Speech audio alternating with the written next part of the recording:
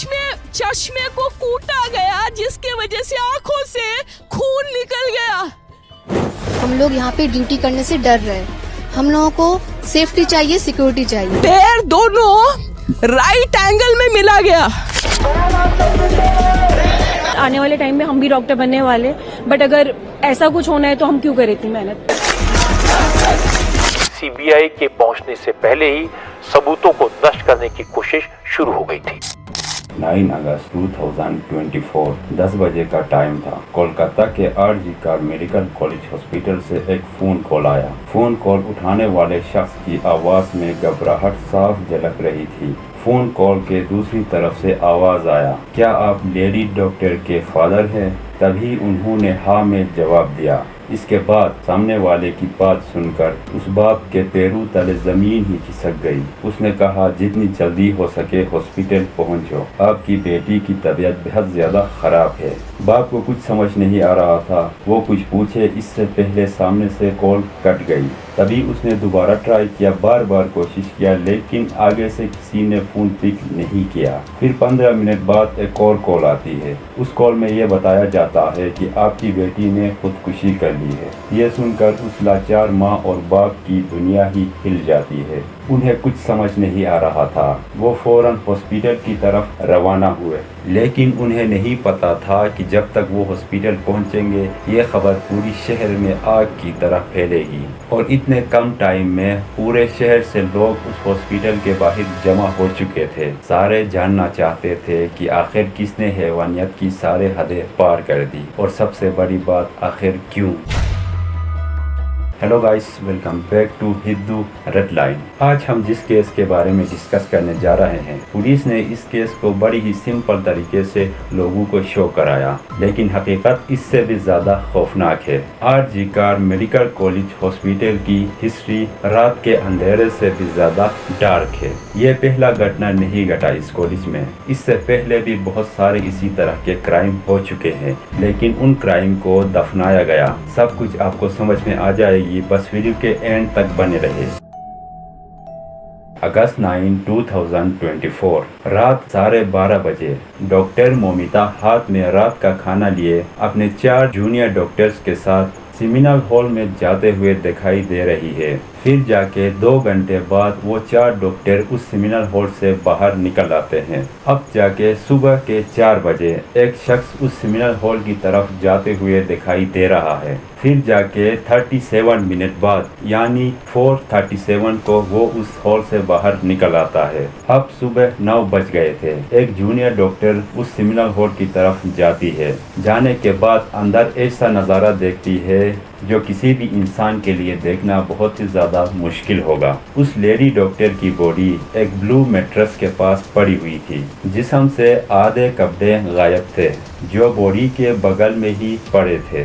दोनों आंखों से बहता खून, चेहरे से लेकर प्राइवेट पार्ट तक किसी भी अंग को नहीं बख्शा गया था। जब ये बात हॉस्पिटल प्रिंसिपल तक पहुंची तो कॉलेज प्रिंसिपल संदीप घोष ने बेहद शर्मनाक हरकत की। संदीप घोष ने लेडी डॉक्टर के घर कॉल करवाया कि आप हॉस्पिटल आ जाए, आपकी बेटी की तबीयत खराब है। और फिर 15 मिनट बाद दोबारा कॉल करवाया कि आपकी बेटी ने खुदकुशी कर ली है, जबकि 12 घंटे पहले ही 8 अगस्त रात 11:30 बजे के आसपास उन्होंने अपनी बेटी से बात कर ली थी। वो बिल्कुल ठीक थी। अगर ऐसी कोई बात होती तो वो अपने मॉम और डैड से ज़रूर शेयर करती। प्रिंसिपल ने तो इसे खुदकुशी डिक्लेयर कर दी और लेडी डॉक्टर पे ब्लेम भी डाला। और जब उस लेडी डॉक्टर के पेरेंट्स हॉस्पिटल पहुंच गए, पूरे 3 घंटे उन्हें बाहर बैठाया गया और उनकी बेटी की चेहरा तक उन्हें नहीं दिखाया।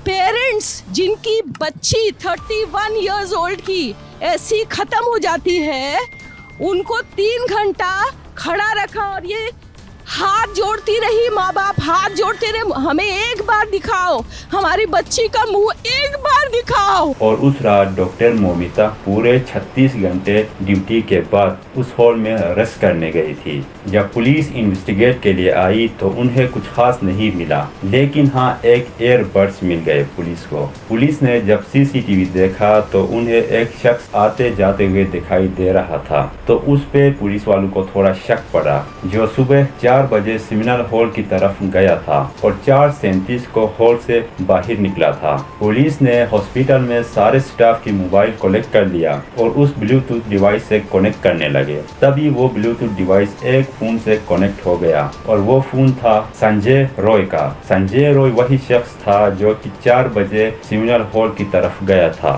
संजय रॉय एक सिविक पुलिस वाला था। उसका कोई काम नहीं था उस हॉस्पिटल में, फिर भी वो ज्यादातर उस हॉस्पिटल में आया जाया करता था। संजय रॉय ने 4 शादी कर ली थी। 4 में से 3 ने डिवोर्स दिया था और एक लास्ट ईयर कैंसर की वजह से उसकी डेथ हो गई। संजय रॉय एक शराबी था और हमेशा लोगों से फ्रॉड करता, लोगों से पैसे उठाता और अपने मोहल्ले में बहुत बदनाम था। उस रात भी उसने बेहद ज्यादा शराब पी रखी थी और सुबह 4 बजे हॉस्पिटल में इंटर हुआ। उसके बाद वो सेमिनार हॉल में गया, उस लेडी डॉक्टर के साथ इस तरह शर्मनाक हरकत करा, फिर उसे जान से मार दिया और 4:37 को उस हॉल से बाहर निकल गया और वापस पुलिस ब्लॉक में जाके सो गया। जब ये खबर बाहर आया तो मुल्क भर के डॉक्टर सड़कों पे निकल आए। ये जरा गौर करने वाली बात है, एक नशे में धुत आदमी 30 साल एक लेडी के साथ किस तरह जबरदस्ती कर सकता है। नशे में बंदा खुद को नहीं संभाल सकता, वो एक लेडी के साथ जबरदस्ती करता है और फिर उसे जान से मार देता है।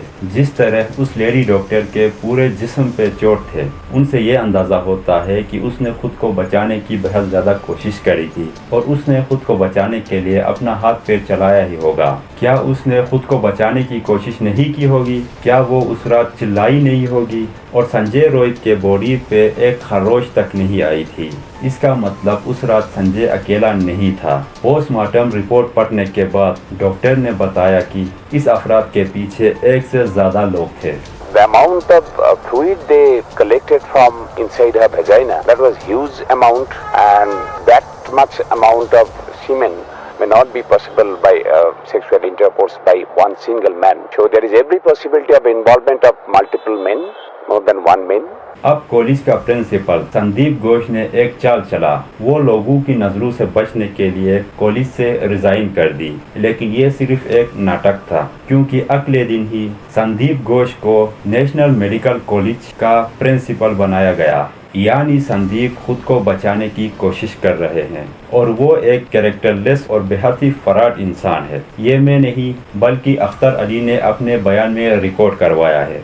वो बहुत ही करप्टेड आदमी है। वो आरजीकर मेडिकल कॉलेज में स्टूडेंट लोगों को फेल कराना और ये हॉस्टल वगैरह अलॉटमेंट में पैसा लेना और स्टाफ सिलेक्शन कमीशन, मतलब आरजीकर में जो भी काम होता था सब जगह वो पैसा खाते थे। मतलब एक माफिया राजा बोल सकते हैं। मैंने अपनी पूरे कैरियर में इतना गंदा इंसान नहीं देखा। पुलिस ने संजय रॉय को गिरफ्तार कर लिया और लोगों को ये बताया कि मुजरिम यही है, लेकिन इसमें बहुत सारे लोग मिले हुए हैं।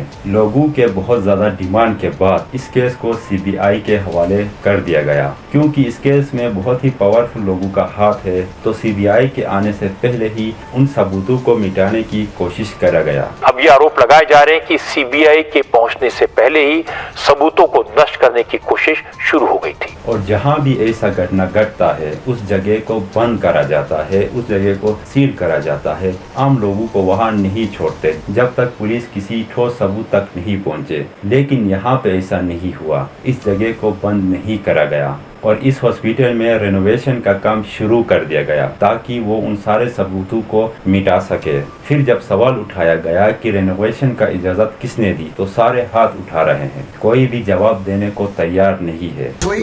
সেই সময় পুলিশ কর্মীরা তারা এখানে প্রশ্ন তোলেন যে আমরা কেন এখানে, এবং বারবার যে প্রশ্নটা হচ্ছে একাধিক জায়গায় কিন্তু মেইনটেনেন্স কাজ। इतना कुछ करने के बाद भी मुजरिम सेफ नहीं थे, तो इन लोगों ने एक दूसरा प्लान रचा। पूरे ट्रक भर गुंडे बेचकर वहां के लोगों को डराया धमकाया और जो डॉक्टर प्रोटेस्ट के लिए बैठे थे उन सभी को डरा के वहां से भगाने की कोशिश करी गई और जो एविडेंस बचे थे उन सब को मिटाने की कोशिश करी गई। और जाहिर सी बात है बहुत से एविडेंस वहां से गायब कर दिए गए होंगे। लोग यहाँ के रेसिडेंट्स डॉक्टर हैं, आप यहाँ का कंडीशन देख सकते हैं। हजारों के संख्या में ये मॉब आया है, हम लोग पे अटैक भी किया है और इनका मेन टारगेट है कि जो भी एविडेंस है उसको टैंपर किया जाए। और यहाँ का जो लोकल पुलिस है ये कुछ भी कंट्रोल नहीं कर पाया है, हम लोग पे अटैक किया गया है और ये सारे मॉब की स्थिति आप देख सकते हैं क्या किया है इन्होंने। वी डिमांड सेंट्रल फोर्स आए और हमें प्रोटेक्शन दे।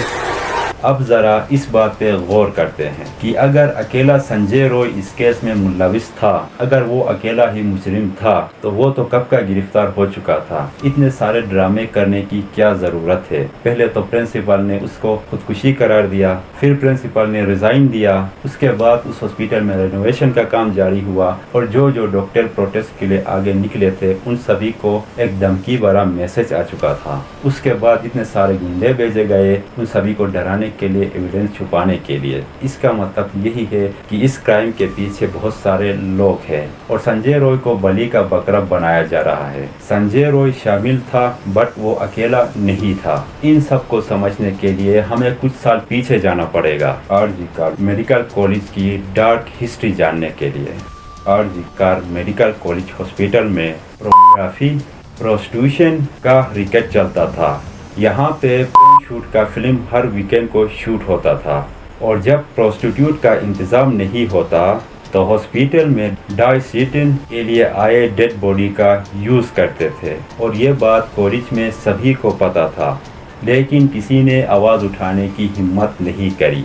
लेकिन सिर्फ समुद्रा बिस्वा ने आवाज़ उठाई और बहुत बार वार्न किया कि अब कॉलेज में ये काम नहीं चलेगा और समुद्रा उनके खिलाफ जाने की कोशिश करी और उसी के साथ भी वो सब कुछ हुआ जो आज हम देख रहे हैं। 25 अगस्त 2021 को समुद्रा की बॉडी उसके रूम में पड़ी मिली और इस केस को बड़े इजी तरीके से पुलिस ने खुदकुशी का नाम दे दिया और आज तक समुद्रा की मां इंसाफ की इंतजार में है। और ये सिर्फ समुद्रा और मोमिता के साथ नहीं हुआ, इनके साथ कई और लोग भी है। मधुसूदन साहू 1999, सौमित्रा विश्वास 2001, अरिजीत दत्ता 2003, परवीन गुप्ता 2003, अब जाके 2024 मोमिता दीपनाथ। इन सारे लोगों का case RG Kar medical college hospital से जुड़ी हुई है। लोग जब तक इस तरह प्रोटेस्ट करेंगे, जब तक मोमिता के मोम और डैड के साथ खड़े रहेंगे, उम्मीद है कि डॉक्टर मोमिता को इंसाफ मिलेगी।